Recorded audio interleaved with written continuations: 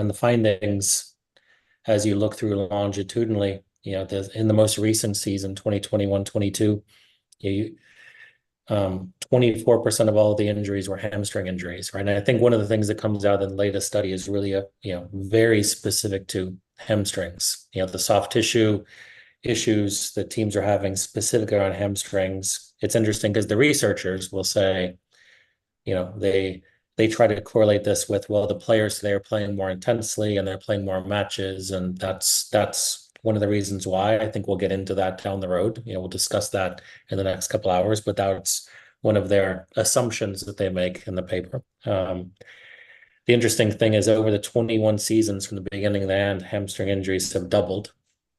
And yet, if you look at just the time trend analysis, there's really no change in overall injury incidence. So the number of injuries is staying relatively flat. It's going up and down, and there's not a huge significant increase in the number of injuries. However, from 2014-15 to 2021-22, there's a significant increase in training injuries for hamstrings. And if you look at the games, 50% of all hamstring injuries are happening in the last 15 minutes of the first half and the second half. So it was interesting as you were talking about that, that in the course of the study, it really talked about there was a relatively flatness in the amount of injuries, slight increase in hamstring injuries. And then about 2014, there was a big increase, right? The 2014-15 season and 2021-22. Almost solely related to hamstrings.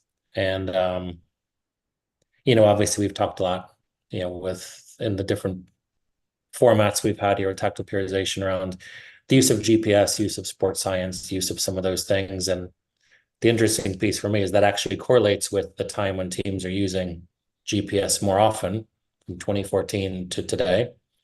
And yet, despite the increased use of technologies like GPS, because you talked about investment, and I would say it's not just investment in staffs, it's also investment in facilities and technology, and especially in the technology. We're using far more technology in 2021-22 than we were 5 to 10 years ago. And despite the use of technology, there's a huge increase in injuries.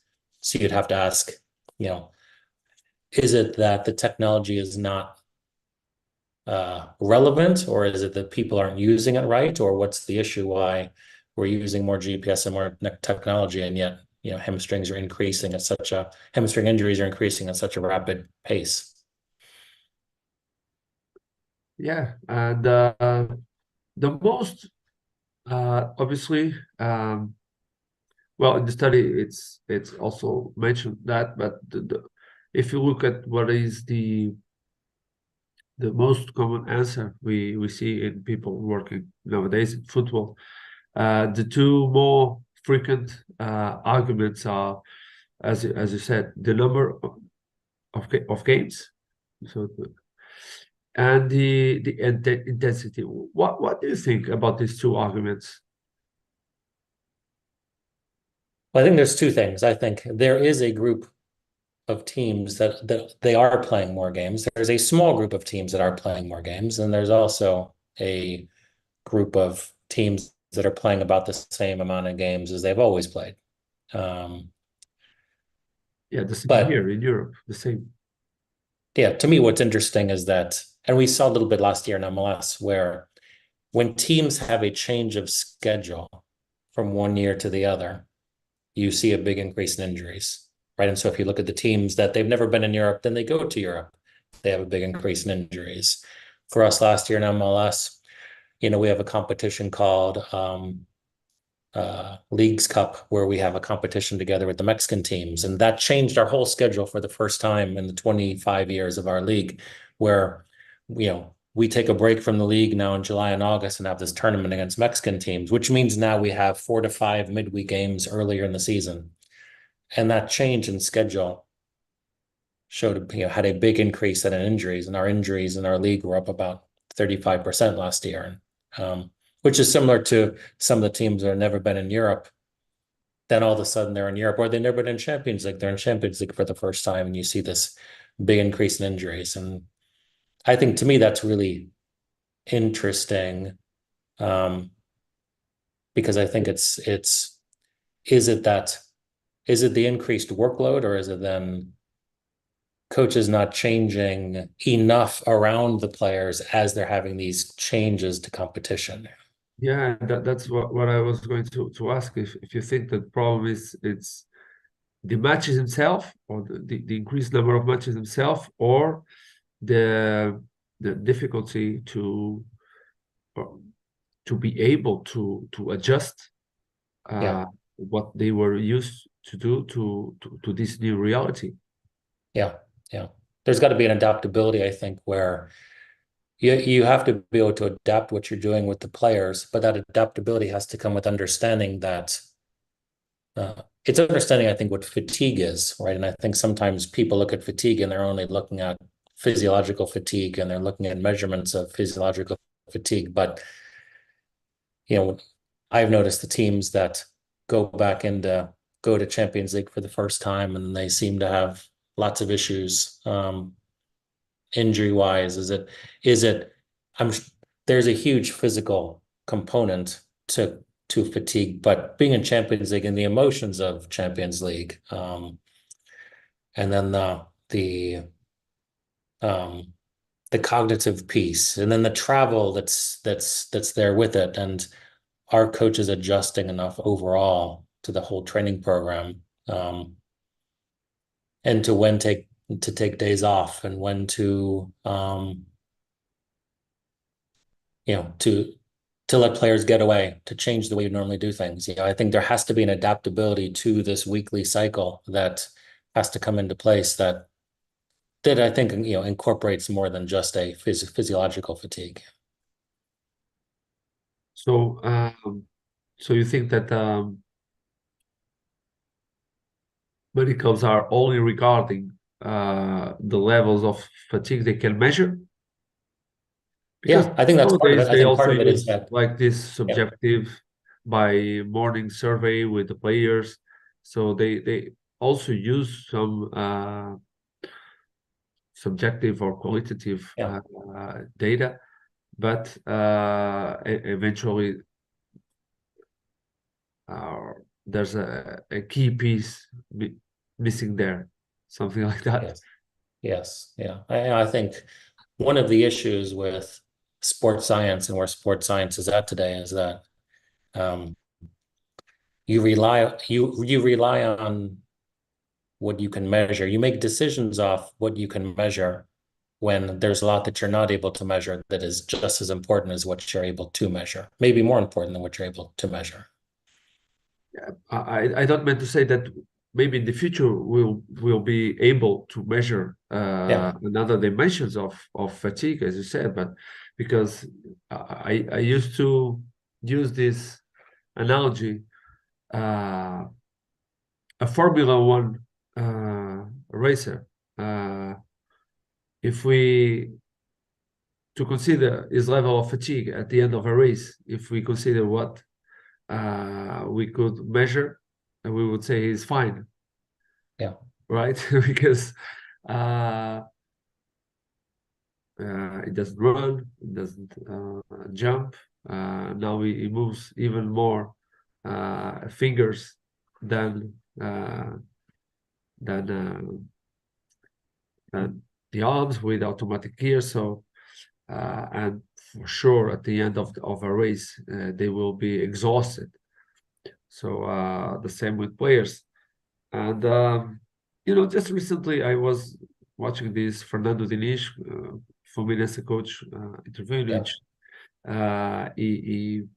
he highlighted a lot how he values the sensitiveness a coach in his perspective has to be able to trust, so to be able to be focused, to be able to pay attention to all things that are happening even during training, and to be able to rely on these feelings.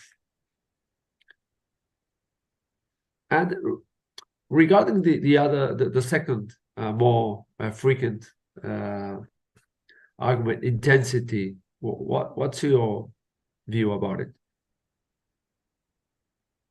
or is Yeah, pretty I much think the that, same? yeah. I think people look at, um, people, people think about intensity and they think purely volumes of running at fast speeds or volumes of work at, fast accelerations or heavier decelerations, or it's purely physical, right? I think that's, um,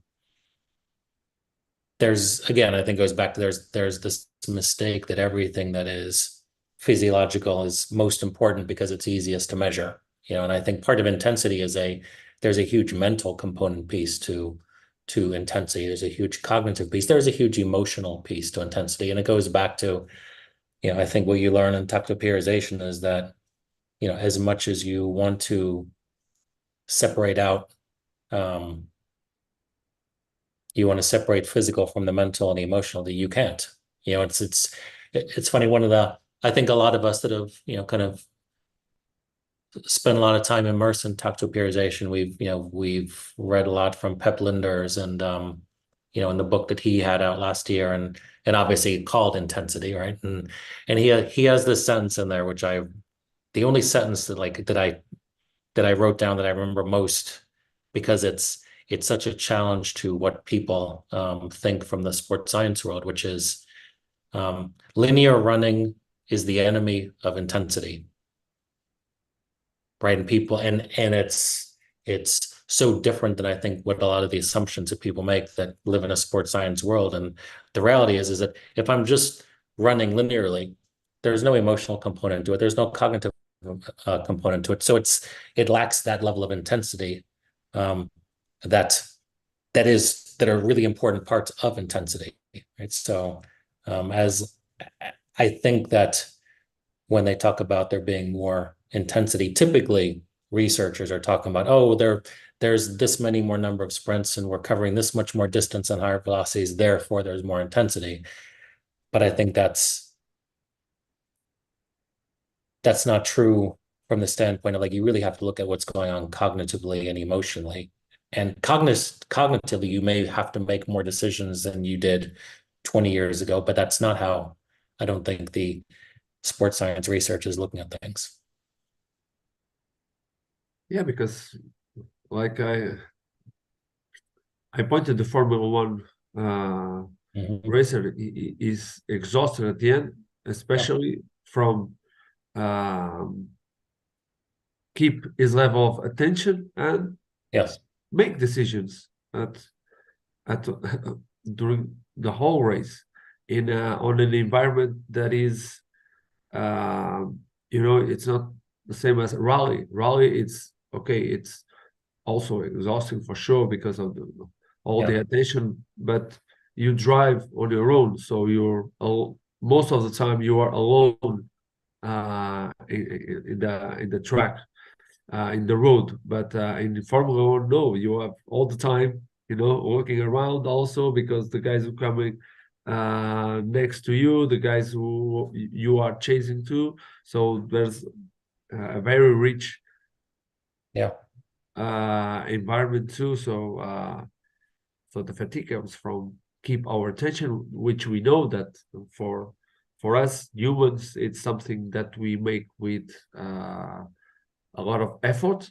It's not easy to be all the time keeping our attention on, and uh, the need to make decisions on such an emotional Yeah. environment, and that's also why some games you don't run so much, but your level of fatigue at the end it's so huge, depending on the opponent, how the game goes, if it was decided on the last minute or not, um, about the repercussion it can have on the table, on the league table. So all these things count a lot. So at the end, these mathematical operation we have to do in order to achieve what is the final uh, energy cost. I believe it's very underrated if we just consider.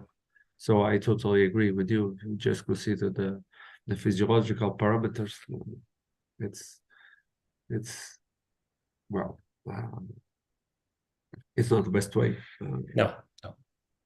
And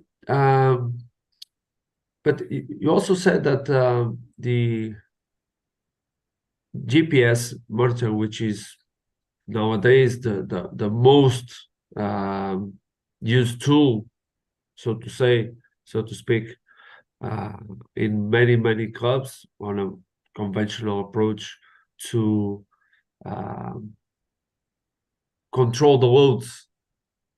Okay, which is, but I know how the environment is more or less here in Europe. How you find it in the US? How they take those data in consideration? How much they do it to define what to do, when to stop, Yeah. when to do something more.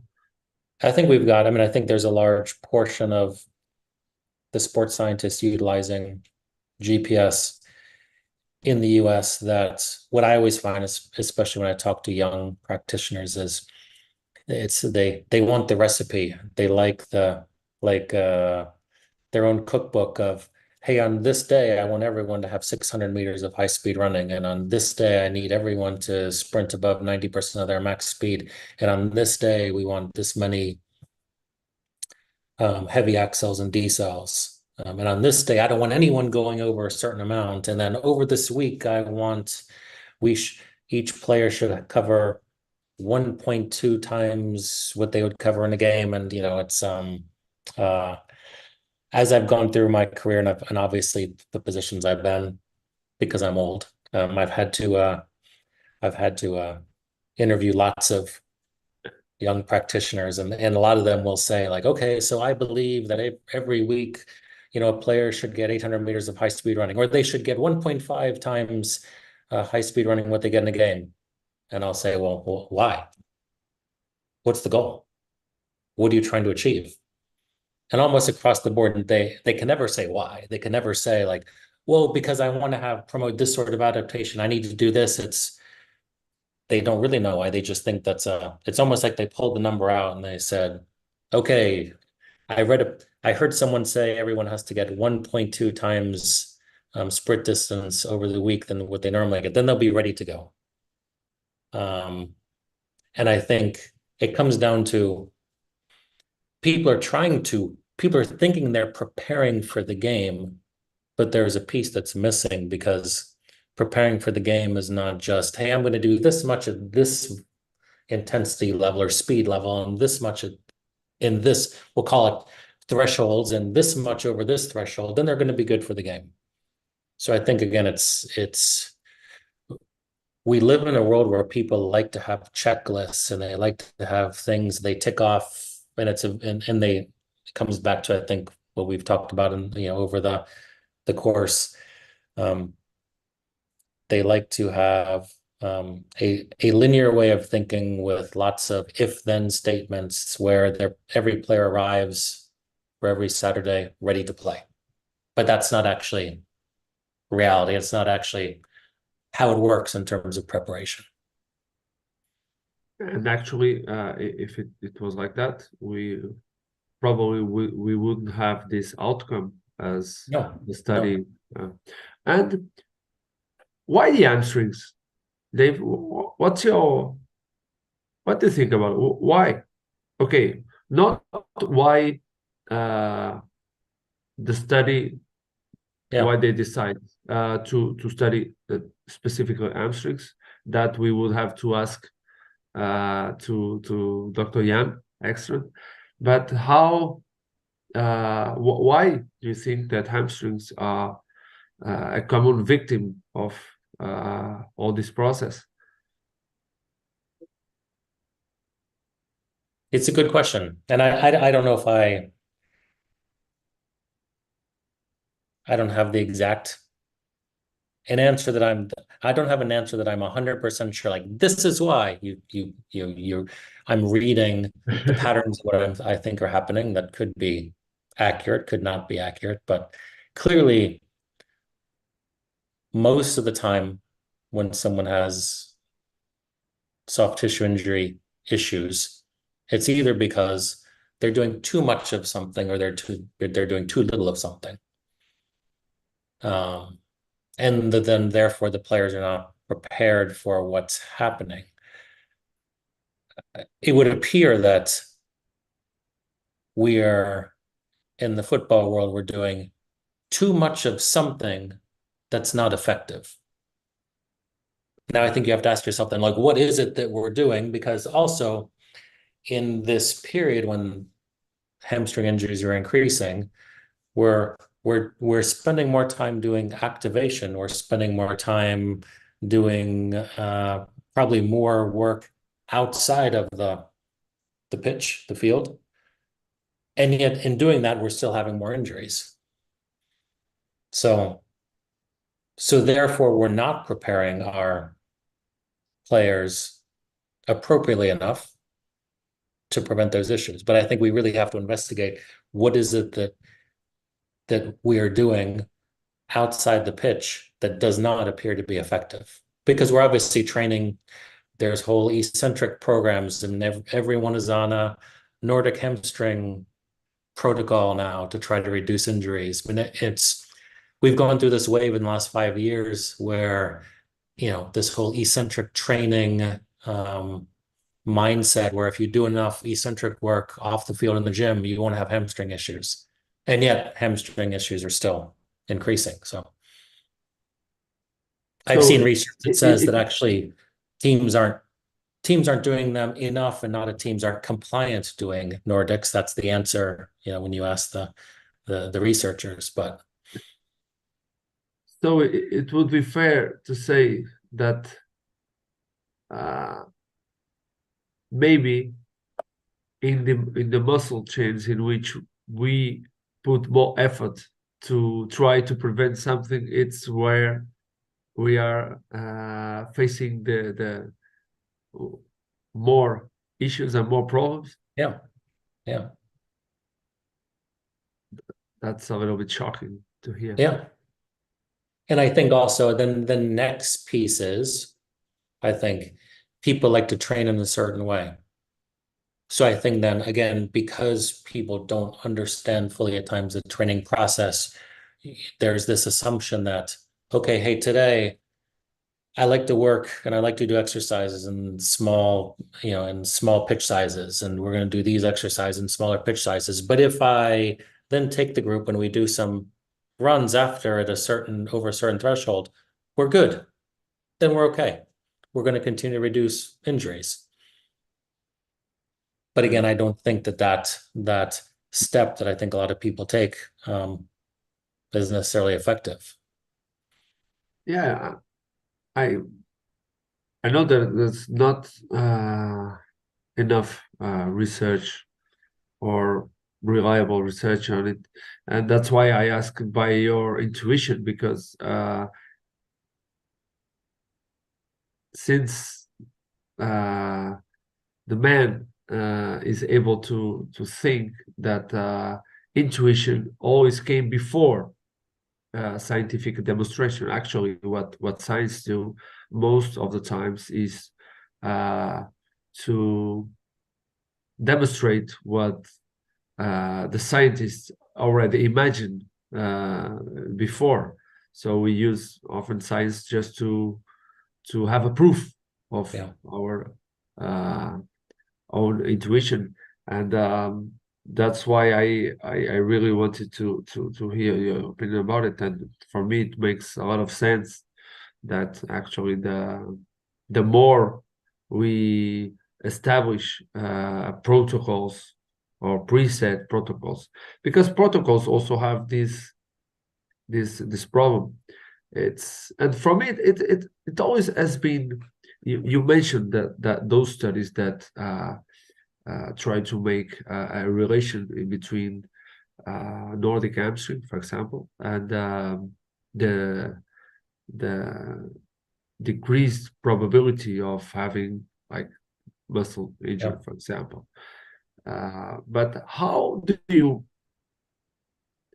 manage to do a study in which you said has the common element of the, I don't know, 20 teams studied. So the common element, it's they perform that protocol, okay?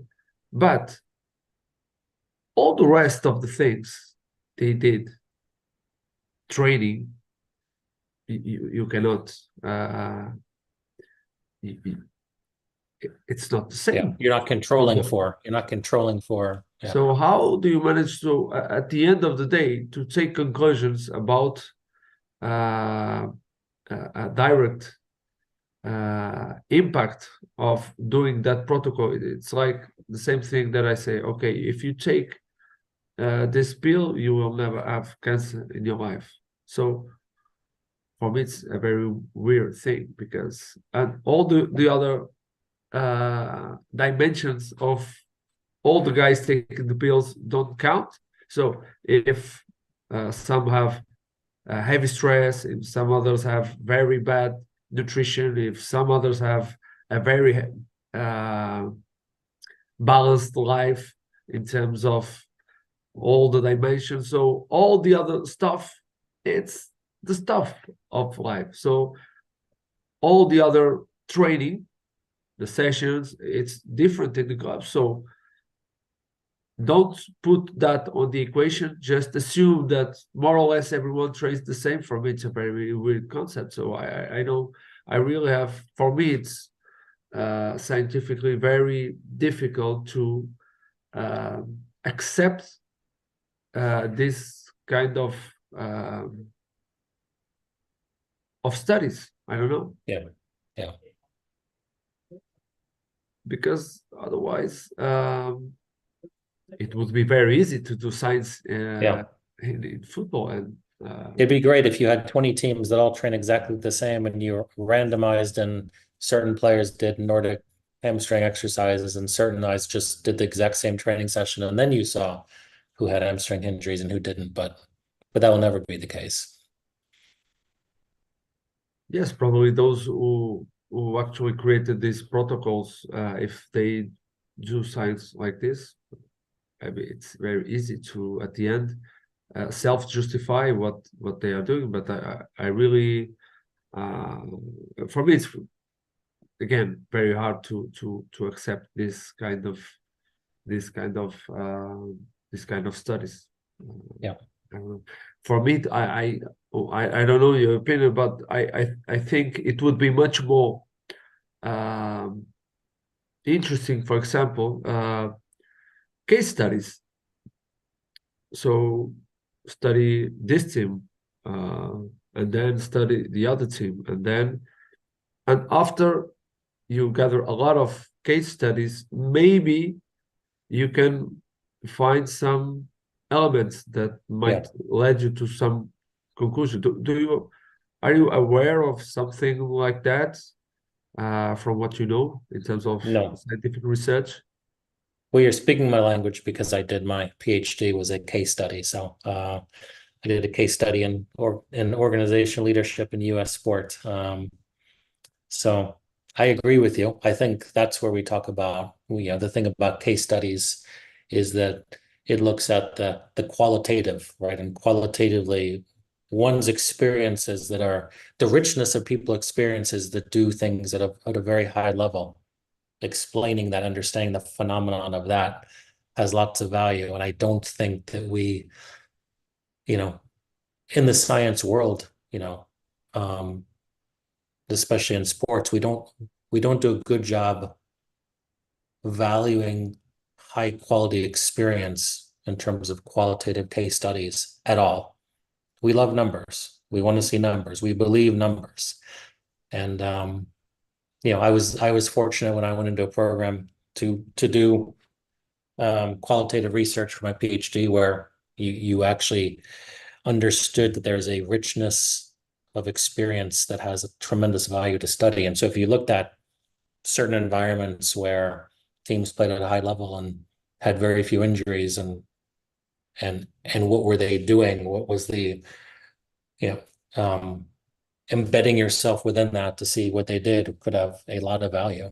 But I'm not aware of those studies being done at all.